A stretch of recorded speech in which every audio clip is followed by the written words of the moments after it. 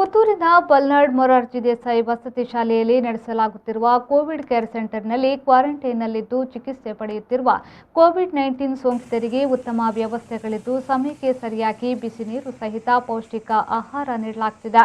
ನಾವಿಲ್ಲಿ ಹ್ಯಾಪಿಯಾಗಿದ್ದೇವೆ, ಯಾವುದೇ ಸಮಸ್ಯೆಗಳಿಲ್ಲದೆ ಗುಣಮುಖರಾಗ್ತಿದ್ದೇವೆ ಎಂದು ಕೋವಿಡ್ ಗುಣಮುಖರಾದವರು ಮಾಧ್ಯಮಕ್ಕೆ ತಿಳಿಸಿದ್ದಾರೆ. ತಹಶೀಲ್ದಾರ್ ರಮೇಶ್ ಬಾಬು ಅವರ ಜೊತೆಯಲ್ಲಿ ಪುತ್ತೂರಿನ ಪತ್ರಕರ್ತರು ಬಲ್ನಾಡ್ ಕೋವಿಡ್ ಕೇರ್ ಸೆಂಟರ್ಗೆ ಭೇಟಿ ನೀಡಿದಾಗ ಅಲ್ಲಿ ಚಿಕಿತ್ಸೆ ಪಡೆಯುತ್ತಿರುವ ಸೋಂಕಿತರು ತಿಳಿಸಿದ ಮಾಹಿತಿ ಇದು.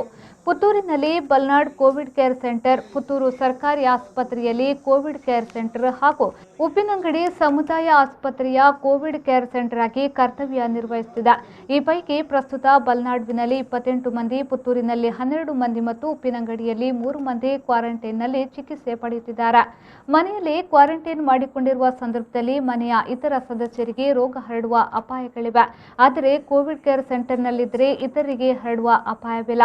ಈ ಹಿನ್ನೆಲೆಯಲ್ಲಿ ಕೋವಿಡ್ ಸೆಂಟರ್ ಸೋಂಕಿತರಿಗೆ ಅತಿ ಸುರಕ್ಷಿತ ಸ್ಥಳವಾಗಿದೆ. ಸರ್ಕಾರದ ಆದೇಶದಂತೆ ಇಲ್ಲಿ ಎಲ್ಲಾ ರೀತಿಯ ಆರೈಕೆಯನ್ನ ಮಾಡಲಾಗ್ತಾ ಇದೆ. ಕೋವಿಡ್ ಕೇರ್ ಸೆಂಟರ್ ಬಗ್ಗೆ ಭಯ, ಆತಂಕ ಬೇಡ. ಕೋವಿಡ್ ಕೇರ್ ಸೆಂಟರ್ನ ಬಗ್ಗೆ ನಡೆಸಲಾಗುವ ಅಪಪ್ರಚಾರ, ವದಂತಿಗಳಿಗೆ ಯಾರು ಕಿವಿ ಕೊಡಬಾರದು ಎಂದು ಹೇಳಿದರು. ಬಂದು ಎಲ್ಲ ಕೋವಿಡ್ ಕೇರ್ ಸೆಂಟರ್ ಅಲ್ವಾ ಸಿಂಪ್ಟಮ್ಯಾಟಿಕ್ ಪಾಸಿಟಿವ್ ರೋಗಿಗಳನ್ನ ಬಂದು ಭೇಟಿ ಮಾಡಿದ್ದೀನಿ. ಭೇಟಿ ಮಾಡಿದಾಗ ಊಟ ತಿಂಡಿ ಕೊರತೆ ಬಗ್ಗೆ ಏನಾದರೂ ಕೊರತೆ ಇದ್ದರೆ ಹೇಳಿ ಅಂತ ಕೇಳಿದೆ. ಯಾವುದೇ ರೀತಿ ಊಟ ತಿಂಡಿ ಕೊರತೆ ಇಲ್ಲ.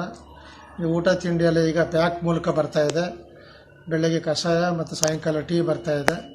ಬಿಸಿನೀರು ಕುಡಿಯೋದಕ್ಕೆ ಕೂಡ ವ್ಯವಸ್ಥೆ ಮಾಡಿದ್ದೀವಿ. ಆಮೇಲೆ ಅವರಿಗೆ ಸಾಯಂಕಾಲ ಟೀ, ಬೆಳಗ್ಗೆ ಕಷಾಯ, ಆಮೇಲೆ ಸರ್ಕಾರದ ಆದೇಶದಂತೆ ಏನು ಊಟ ಕೊಡಬೇಕು ಆ ರೀತಿ ಊಟ ಕೂಡ ಎಲ್ಲ ವ್ಯವಸ್ಥೆ ಮಾಡಿದ್ದೀವಿ ನಾವು ಕೋವಿಡ್ ಕೇರ್ ಸೆಂಟರ್ಗೆ. ಇಲ್ಲಿ ಬಂದು ಎಲ್ಲರನ್ನೂ ಈಗ 28 ಜನ ಇದ್ದಾರೆ. 20 ಜನದಲ್ಲಿ ಈಗ ಸುಮಾರು 5-6 ಜನ ವಿಚಾರಣೆ ಮಾಡಿದಾಗ ಫುಡ್ ವಿಚಾರದಲ್ಲಿ ಯಾವುದೇ ರೀತಿ ತೊಂದರೆ ಇಲ್ಲ, ಚೆನ್ನಾಗಿ ಕೊಡ್ತಾಯಿದ್ದಾರೆ. ಕ್ಯಾಟ್ರಿಂಗ್ನವರು ಕಾಫಿ, ಟೀ ಎಲ್ಲ ಚೆನ್ನಾಗಿ ಕೊಡ್ತಾಯಿದ್ದಾರೆ.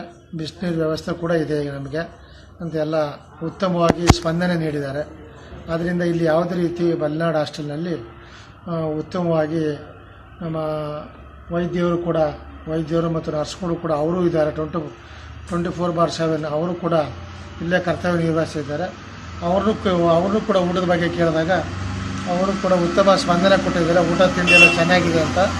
ಅದನ್ನು ಯಾರೋ ವ್ಯಕ್ತಿಗಳು ತಪ್ಪಾಗಿ ಮಾಹಿತಿ ಕೊಟ್ಟು ಪೇಪರ್ ಹಾಕ್ಸಿದ್ದಾರೆ.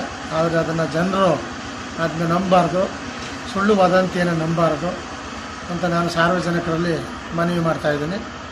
ಉತ್ತಮವಾದ ಪೌಷ್ಟಿಕವಾದ ಆಹಾರ ಕೊಡ್ತಾಯಿದ್ದೀವಿ.